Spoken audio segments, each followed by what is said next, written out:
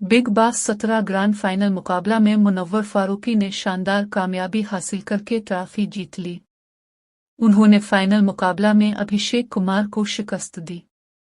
इंतहाई सनसनी और रोमांचक फाइनल मुकाबले में 5 फाइनलिस्ट मुंतखब किए गए थे। ड्रामे, जज्बात और गैर मुतवक्के मोड़ से भरे बिग बॉस के 17 सीजन का 28 जनवरी बरोज इतवार की रात देर गए इख्तिताम एक शानदार ग्रैंड फाइनल के साथ हुआ।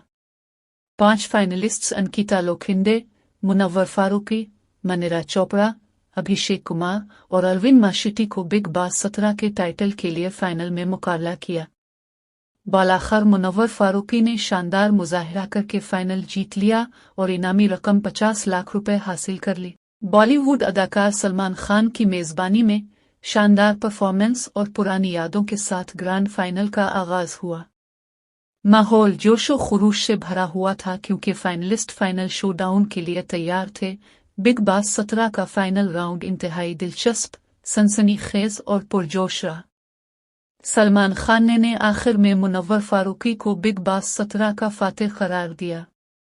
स्टैंड अप कॉमेडियन, जो अपनी लचक और हकीकी शख्सियत के लिए मशहूर हैं, इस मौके पर जज्बात से मगलूब हो गए। ऐलान के बाद मुनव्वर फारूकी के मद्दाहों ने जश्न मनाया।